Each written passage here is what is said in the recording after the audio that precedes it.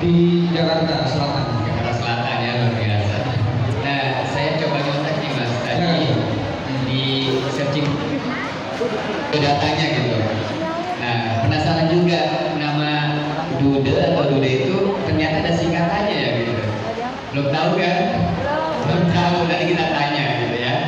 Nah, beliau lahir dengan nama Dude Harlino, betul Mas ya? Masih muda, tanggal 2 Desember 1980. Nah, dari pasangan Bapak Haidir Hanif dan Erwi Syukur ya, benar.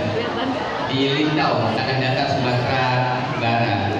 Nah, di sini saya nemuin yang baru tahu juga Mas. Dude itu ternyata singkatan ya. Singkatan apa tuh Mas? Boleh tahu nggak? 2 Desember. Dude 2 Desember Bu. Baru tahu ya. Dan kalau 17 Agustus gimana juga ingatnya Mas? Untungnya 2 Desember seperti itu. Nah, jadi luar biasa ya seperti itu. Nah, baik Mas, dalam monolog ini seorang Mas Dude Harlino yang memang berkecimpung di dunia entertain segala macamnya, bagaimana sih Mas memaknai tentang kebersamaan antara dunia hiburan lalu bisa menjaga diri tentunya dengan nilai-nilai keagamaan Mas ya, seperti itu. Ya, bermula mungkin sedikit cerita Mas berkaitan dengan kehidupan lalu dikaitkan dengan Maulid Nabi besar ini seperti itu Mas. Monggo Mas, silakan. Baik, terima kasih Ustaz Krisno. Bismillahirrahmanirrahim. Assalamualaikum warahmatullahi wabarakatuh. Waalaikumsalam. Alhamdulillahirabbil alamin. Allahumma shalli ala sayyidina Muhammad wa ala ali sayyidina Muhammad. Segala puji bagi Allah atas segala nikmat. Hari ini saya bisa datang ke SMP Negeri 2 Johar Baru, Jakarta Pusat ya. Mudah-mudahan kedatangan saya membawa manfaat insya Allah, walaupun secara ilmu mungkin masih jauh dibanding guru-guru yang lain. Insya Allah. Salawat dan salam semoga selalu tercurahkan kepada baginda Nabi besar Muhammad Sallallahu Alaihi Wasallam, dan semoga kita semua istiqomah sampai nafas terakhir kita. Amin. Pak Jazuli, Ibu Widianingsi ya, Pak Dude Harlino, Pak Dude Harlino bagus juga ya. Ada Pak Zaki pengawas agama, Pak Zaki, semua guru-guru dan anggota PGRI. Tadi saya dengar dari Pak Jazuli jumlahnya banyak ya Pak ya, ribuan ya Pak ya, Insya Allah. Dan juga siswa-siswi yang hadir hari ini ya, semoga Allah jaga selalu hati kita, istiqomah kita dalam kebaikan. Saya hadir di sini Ustaz sebenarnya memenuhi undangan sahabat saya Ustaz Budi itu. Mana Ustaz Budi? Ustaz Budi. Oh, lagi sarapan kali ya Ustaz Budi. Jadi beliau bilang, telepon saya, Mas, mau nggak datang acaranya guru-guru sejoran baru katanya. Sejoran baru ya, guru apa saya tanya? Guru agama. Guru agama, oh itu di belakang Mas. Guru agama saya ngomong apa? Ya kan? Ilmunya jelas lebih banyak guru agama ilmunya. Kalau mau nanya ilmu acting saya bagi ini, saya bilang. Tapi kalau nanya ilmu agama saya jadi ustaznya cuma di sinetron Ustaz. Jadi paling Ustaz cuma kalau lagi syuting aja Bu ya, aja gitu. Terus nggak apa-apa nanti sharing-sharing aja katanya. Nah, menyambung pertanyaan dari Ustaz Sutrisno, apa yang bisa saya bagi hari ini? Yang pertama tadi karena kaitan sama dunia entertain ya Ustaz. Saya, Ibu, Pak, mungkin kurang lebih di dunia entertain sudah sekitar 20 tahun lah kira-kira. Mungkin ada yang masih belum lahir lah adik-adik ya. Kata udah buat sinetron waktu itu. Jadi berawal, sedikit cerita ya, berawal waktu kuliah. Jadi saya kuliahnya di Universitas Indonesia. Saya ambil fisip UI, sambil kuliah, sambil belajar teater. Jadi pas belajar teater itu saya tahu apa itu acting, apa itu ekspresi, intonasi, gimana cara nangis yang bagus. Ada ilmunya bu, ya. Bagaimana berekspresi bahagia dapat uang 1.000 sama bahagia dapat uang 1 miliar. Itu kadar bahagianya beda. Nah dalam acting kita diajari semua. Singkat cerita, pada saat kuliah, sambil kuliah saya sambil casting, Ustaz. Jadi casting itu proses orang dites atau ujian masuk gak dia untuk bisa memerankan suatu karakter dalam produksi sinetron. Berjalan waktu, akhirnya alhamdulillah tembusnya susah, Ustaz. Nah, berawal dari jadi figuran bu. Tahu figuran bu? Jadi kalau figuran ada pemain utama 2 orang. Zaman dulu tuh ada Mas Arwidowo gitu ya, Mbak Jihan, Mas Primus. Nah saya di belakang nih lewat bawa koper, nanti lewat lagi bawa map ya, lewat lagi bawa buku dan sebagainya. Tapi dari situ saya banyak belajar. Akhirnya Allah kasih jalan, Ustaz. Ada satu produksi film Ada Apa Dengan Cinta itu disinetronkan. Nah pas disinetronkan buka audisi secara nasional. Jadi production house-nya namanya Cinema Art kerjasama dengan SCTI itu bikin produksi sinetron Ada Apa Dengan Cinta. Saya ikut audisi di situ masuk. 30 finalis. Berjalan seleksi dari 30 tinggal 10 orang. Masuk malam final. Di malam final kembali gagal. Saya tidak masuk salah satu di antara 10 karakter yang dicari. Tapi pelan-pelan yang tidak masuk kita dikontrak semua di dalam production house itu. Adalah satu sinetron muncul judulnya Di Sini Ada Setan. Nah, kalau di sini nggak ada Pak, ya. Di sini nggak ada ya. Di sini adanya Pak Dude Narito. Masya Allah. Semoga beliau sehat terus ibu ya, kita doakan ya. Rumah tangga sakinah mawaddah warahmah, insya Allah. Amin.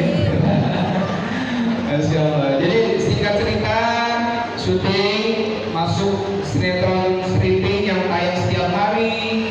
Disitulah bertemu dengan calon istri saya, Pak. Wah. Kalau cerita ini agak terharu saya. Ketemu Alisa Subandono, Bu. Ketemu Ica itu masih SMP pertama kali. Wow. Saya udah lulus kuliah, Ica masih SMP. Datang, ini kan anak SMP ya. Datang kalau kasih syuting pakai seragam, Bu. Pakai seragam sekolah. Ica, dari mana? Dari sekolah, Pak. Oh, dari sekolah ya. Saya udah lulus kuliah waktu itu. Kalau kasih syuting itu Ica kerjaannya kalau nggak syuting bareng kita take atau bikin PR. Jadi saya selalu kalau nggak syuting atau nggak take saya tanya, Ica ngapain? Ada PR matematika Kak? Bikin PR ya. Saya waktu itu melihat ini anak masih kecil, actingnya bagus, bakatnya bagus, dia bisa bagi waktu sekolah sama syuting Pak. Dan dia, ini bukan karena istri saya Pak ya maksudnya. Waktu itu sekolahnya selalu peringkat pertama Pak, bahkan masuk kelas akselerasi namanya. Jadi cepat dia untuk bisa menyelesaikan. Bahkan kuliahnya itu melaut sampai S2 juga kumlaut kuliah itu. Ya istri saya. Jadi saya melihat ini anak masih sekolah tapi juga berkarir, tapi juga tidak meninggalkan studi, bahkan nilainya bisa bertanggung jawab bagus gitu. Kalau mau contoh jangan contoh saya Pak, contoh istri saya mungkin kalau dari sisi pendidikan, karena secara nilai, komitmen sekolah, kemudian semangat istiqomahnya gitu luar biasa. Kita syuting sampai jam 4 pagi, jam 7 udah sampai di sekolah. saya tanya di lokasi, Ica di sekolah ngantuk nggak sih? Jam 4 baru pulang sama saya, tapi jam 7, jam 8 sampai lagi di sekolah. Dia bilang, Kak, jam istirahat Ica tidur di kelas. Jadi jam istirahat dia tidur aja di meja. Jadi saking berusaha menjaga, tapi nilainya selalu bagus. Jadi kalau tadi bicara tentang dunia entertainment, Pak Sutrisno, memang pemberitaan macam-macam, dari narkoba, kalau artis kena narkoba, itu beritanya seminggu nggak habis tuh. Wah, ini dia, ini sidangnya segala macam lah, itu panjang. Artis A kena kasus ini, memang berita yang berkaitan sama selebritis itu sangat diminati banyak orang. Nah, mungkin ini agak bunyi-bunyi speaker. Oke. Jadi yang saya sampaikan adalah bahwa sebenarnya Pak Sutrisno, dunia entertainment itu sama seperti profesi kita sehari-hari aja. Saya menganggapnya sama aja Pak, sama kayak guru, sama kayak dokter, sama kayak pegawai bank. Saya datang ke lokasi kerja menyelesaikan tugas, setelah itu saya pulang. Kalau masalah pergaulannya itu pilihan masing-masing. Kita mau pilih pergaulan yang baik ada, kita mau pilih pergaulan yang baik juga ada. Saya waktu itu memilih, memang banyak teman yang saya dekati dari berbagai macam latar belakang, Ustaz. Saya tahu dia punya pergaulan A, B, C, D, E lah. Tapi buat saya, apa yang sudah saya yakini dalam hati itu yang saya jalankan. Semuanya kaitannya harus kepada agama.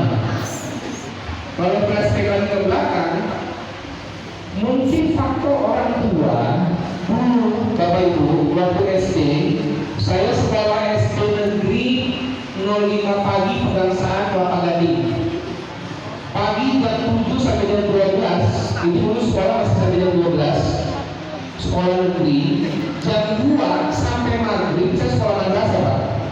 Jadi sekolah saya dari pagi sampai maghrib, sampai jam 5 lah menjelang maghrib gitu.